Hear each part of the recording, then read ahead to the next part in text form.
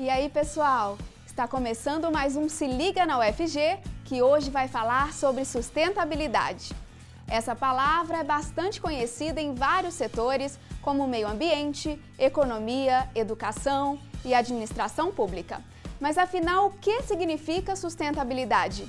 E o que a Universidade Federal de Goiás tem feito em prol do desenvolvimento sustentável?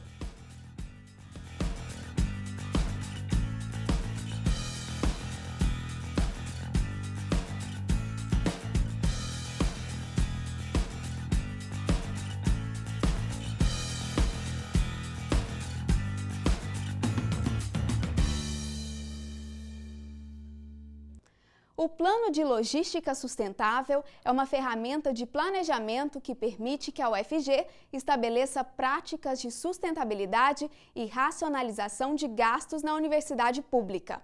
O plano foi desenvolvido com a colaboração da comunidade acadêmica da UFG e da Pró-Reitoria de Desenvolvimento Institucional. É por meio deste projeto que a UFG assume o compromisso de gerenciar os impactos sobre o meio ambiente.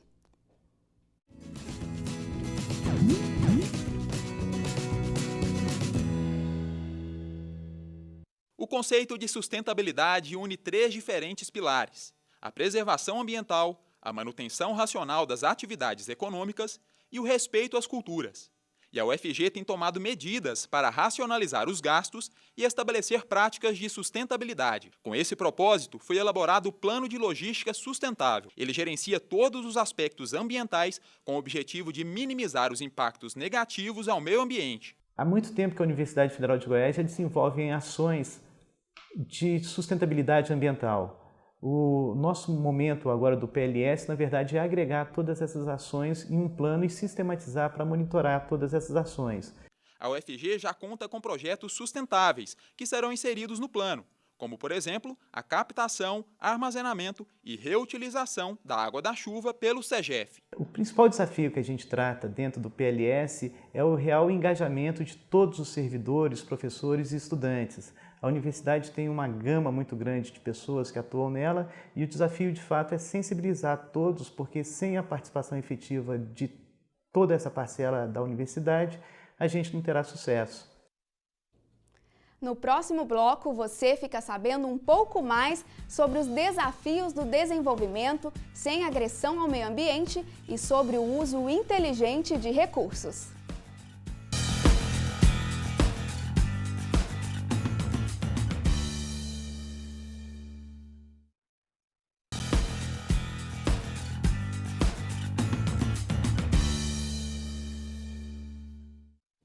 Pensar em sustentabilidade é planejar o uso dos recursos naturais de forma racional e compreender questões econômicas, sociais e ambientais.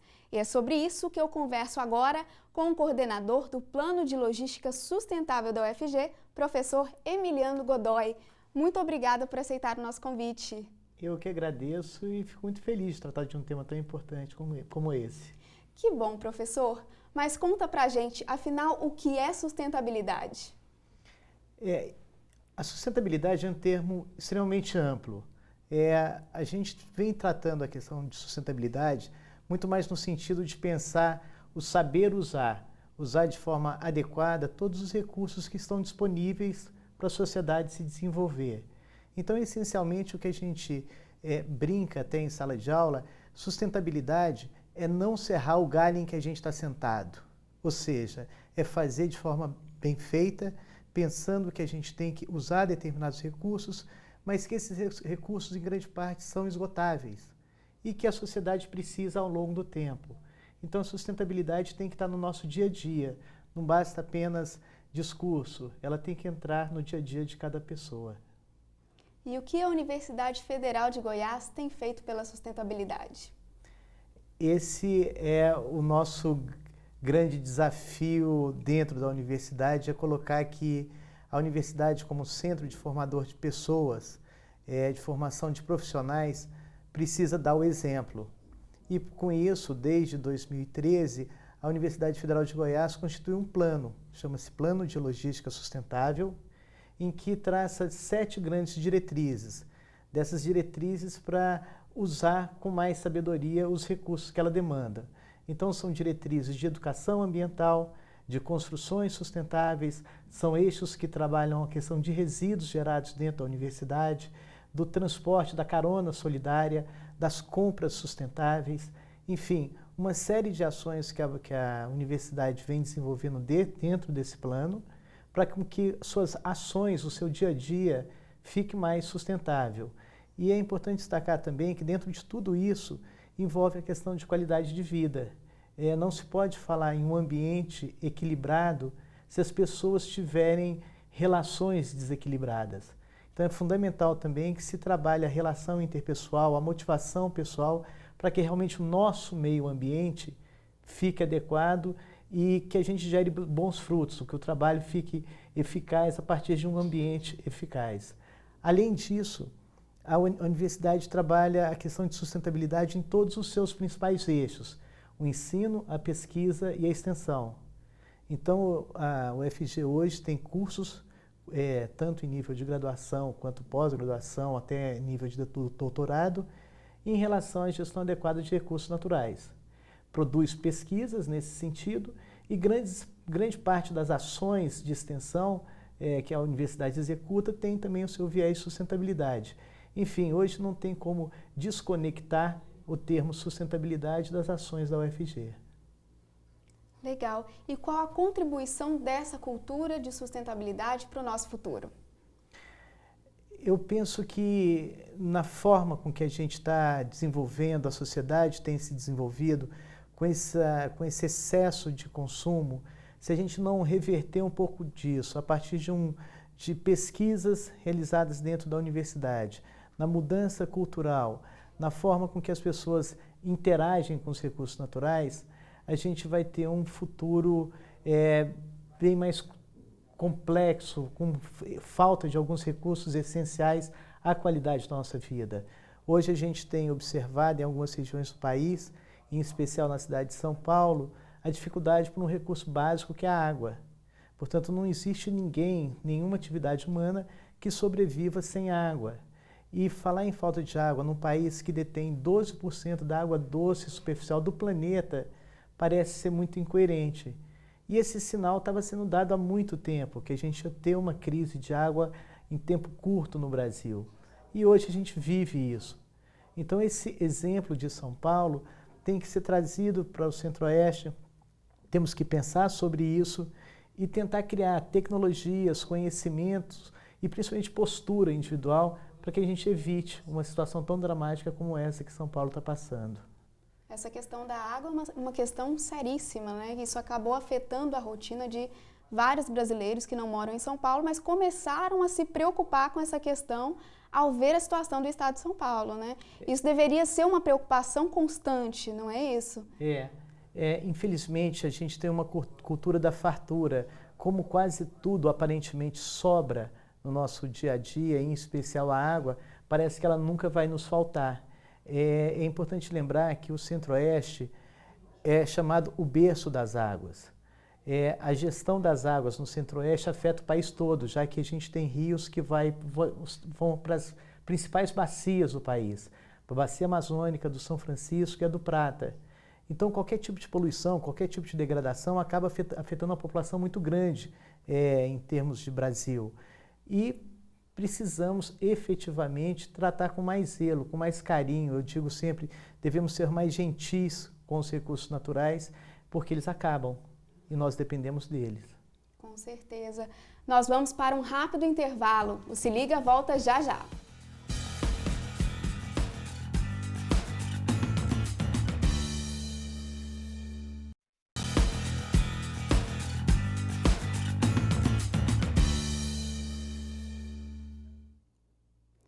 Voltamos para o nosso bate-papo com o coordenador do Plano de Logística Sustentável da UFG, professor Emiliano Godoy. Professor, o que nós podemos fazer para transformar a sociedade em uma sociedade mais sustentável? E como a gente pode ser mais sustentável dentro de casa? Esse tipo de pergunta é fundamental para que a gente traga para o nosso dia a dia a questão ambiental.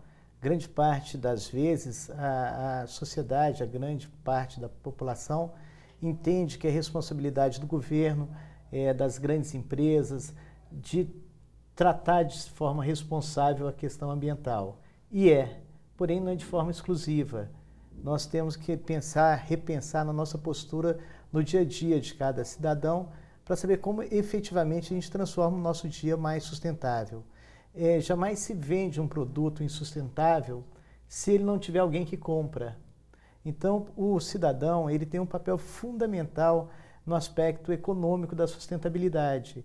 É no dia a dia que a gente exerce que a gente pode ter pequenas atitudes e que a gente mostre como tornar o dia mais sustentável.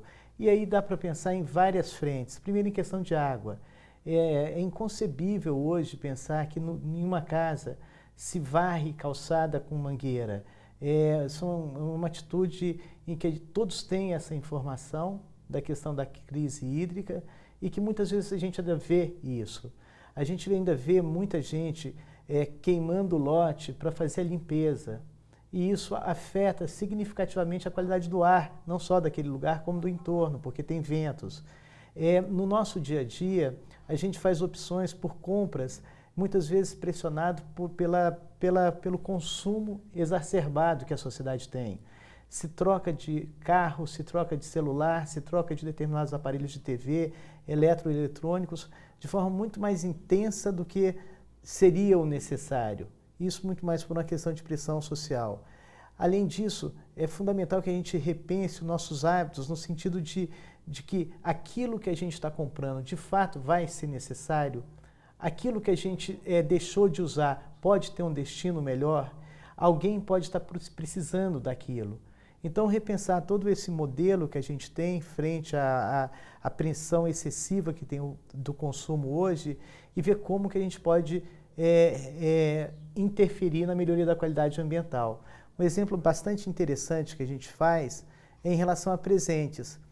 Muitas vezes o presente ele tem um tamanho mínimo e a embalagem é gigantesca. Ou seja, para se comer um bombom, você tem que gerar 4, 5 tipos de embalagens para chegar em um bombom. A gente não come embalagem, a gente não veste embalagem, a gente quer o produto que está ali dentro. Há muito tempo atrás, há mais de 20 anos, o governo da Alemanha já diz o seguinte, eles têm como lema o seguinte, queremos o seu produto, não o seu lixo. Então a gente tem que repensar a própria forma de dar presentes. E com isso, de forma pequena, de forma bastante pontual, a gente não só melhora a qualidade ambiental, como a gente dá exemplo aos filhos, aos vizinhos, aos amigos e, de certa forma, melhora a qualidade ambiental do planeta. Muito legal. E como o segmento da construção civil em Goiás tem encarado esses desafios para ser sustentável? Novos materiais, novas tecnologias estão sendo criadas para poder suprir essa necessidade? Perfeito. A construção civil ela é responsável pelo consumo de 77% dos recursos naturais. Isso quando a gente vê todo o ciclo de vida do processo de construção civil, e aí como exemplo a questão da areia, o tijolo, o ferro, o cimento, o amianto. Então 77% dos recursos naturais que são consumidos vão para a construção civil. E aí há uma preocupação muito grande da construção dar o seu exemplo em como efetivamente ser mais sustentável. Mas não basta apenas pequenas ações dentro de uma casa ou um prédio para torná-lo mais sustentável. A gente precisa ter realmente indicadores de desempenho ambiental. E o que é isso? São ações em que a empresa ou o proprietário implanta na sua casa ou na sua empresa que reduz o consumo de recurso natural. E aí a gente pode pensar em várias frentes e que a universidade, que a UFG tem trabalhado. Primeiro, com relação à água, a implantação de telhados verdes, em que a gente pode, de certa forma, diminuir a temperatura de uma casa ou mesmo de um prédio e reter a água naquele local. Um dos grandes problemas que a gente tem hoje nas cidades é a chamada drenagem urbana. As casas são totalmente impermeabilizadas e toda essa água vai para a rua. E muitas vezes a população reclama de enchente e muitas vezes não se vê como um elemento causador dessa enchente. Então a permeabilidade do solo é um fator fundamental na qualidade ambiental de uma cidade. Então, além desse telhado verde, é fundamental que a gente pense também como que é o modelo de ocupação do terreno, do lote, em que a gente mantenha também áreas permeáveis, como gramados e em algumas situações, o que é chamado poços de infiltração. A água que é coletada do telhado, ela é drenada para um poço e infiltra, fazendo com que aquela água seja retida naquele local. Além disso, a gente tem a possibilidade, como consequência disso, do reabastecimento do lençol freático. Ou seja, essa água ficando retida, além dela não diminuir o seu impacto por não estar tendo escoamento superficial, a gente está realimentando o lençol freático. Então, são vantagens que acabam sendo feitas. A outra questão também de pensar a construção civil é em relação à energia. Muitas vezes eu digo que a gente tem uma proposta de escurecer o ambiente para nos obrigar a ligar a luz. Então a arquitetura tem um papel fundamental aí de aproveitar esse excesso de luz solar que a gente tem no Centro-Oeste. É quase que inconcebível a gente pensar que todo o ambiente que a gente esteja, mesmo durante o dia, seja obrigatório acender a luz. Então a engenharia tem que pensar junto com a arquitetura como que esses ambientes podem ficar com um conforto térmico melhor, aproveitando a questão de ventos, e como a luminosidade natural pode favorecer essa construção.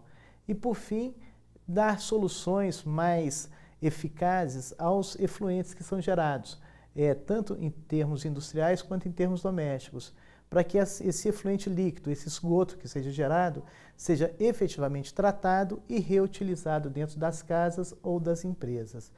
São essas, basicamente, as frentes de trabalho que a engenharia vem pensando. Excelente, um conjunto de ações e áreas diferentes em prol do desenvolvimento sustentável, né, professor? E você pode citar para a gente algum projeto da Universidade Federal de Goiás que seja em prol desse desenvolvimento sustentável? Sim, na própria Escola de Engenharia a gente tem uma participação muito intensa em um projeto de pesquisa que chama-se permeabilidade de solo, em que são desenvolvidos tipos de materiais para que se produza calçadas e que essas calçadas sejam realmente permeáveis e que essa água seja retida dentro do próprio local onde ela caiu. A expectativa nossa é transformar o entorno da Escola de Engenharia, toda ela com esse tipo de calçada, e abaixo dessa calçada sejam grandes tanques em que a gente retém a água e reutiliza essa água no processo de irrigação do gramado. Então é um projeto de pesquisa que, em um segundo momento, ele pode ser replicado para toda a cidade. Excelente iniciativa. Muito obrigada pela sua participação, professor. Eu que agradeço e fico muito feliz de ter essa possibilidade, essa abertura de falar sobre esse tema com vocês. Muito obrigado. Obrigada. Muito obrigada. Depois do intervalo, você vai conhecer o projeto da Regional Jataí da UFG, que produz biodiesel com óleo de cozinha.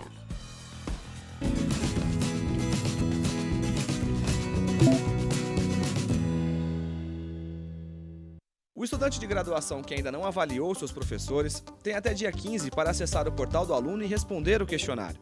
É importante para a UFG saber a opinião dos alunos e os pontos positivos e negativos dos docentes, por isso, não se esqueça de avaliar. As inscrições para o curso de editoração poderão ser realizadas até dia 12 de junho.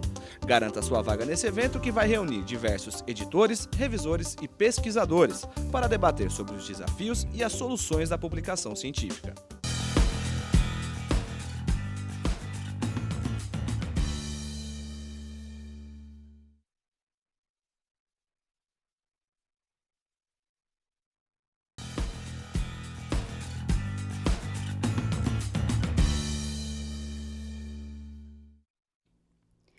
Pouca gente sabe, mas 1 litro de óleo de cozinha é capaz de poluir até 1 milhão de litros de água.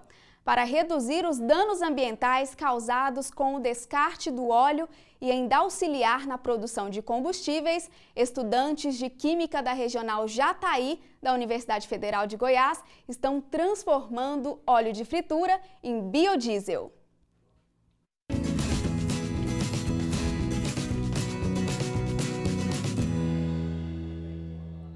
O O óleo de cozinha, que geralmente vai parar no ralo da pia, pode gerar combustível, e isso já está sendo feito em Goiás. Na regional da UFG em Jataí, pesquisadores do curso de Química desenvolvem um projeto que produz biodiesel a partir do óleo de fritura. Então, um processo extremamente fácil de se fazer e viavelmente econômico, e também ele ajuda muito porque o óleo de fritura, quando ele é jogado, descartado indevidamente, principalmente na rede de esgoto, ele pode trazer, contamina muito. Então, nesse caso, é uma ação também ambiental. O projeto promove a coleta do óleo de fritura em escolas da cidade e pretende expandir para os comércios. Além disso, possibilita que jovens estudantes acompanhem o processo de transformação do óleo em biodiesel. É uma coisa muito interessante, porque assim, uma coisa que o pessoal tem muita dificuldade de entender é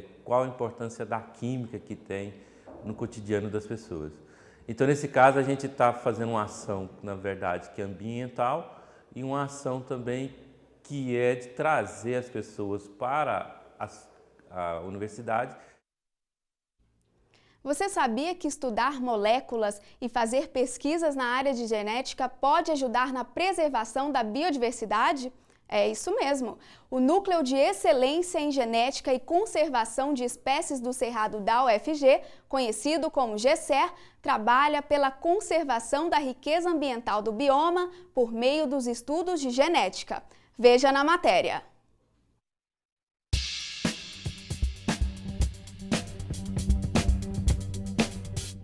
A conservação dos animais do Cerrado não depende apenas da preservação dos habitats e das diferentes espécies, mas passa também pelos estudos genéticos. O GECER, Núcleo de Excelência e Conservação de Espécies do Cerrado, utiliza ferramentas genético-moleculares para auxiliar no entendimento e na conservação de espécies do Cerrado. Por exemplo, com relação ao sistema reprodutivo de uma espécie, questões relacionadas a comportamento. Então, são questões ecológicas que são respondidas com ferramentas da genética molecular.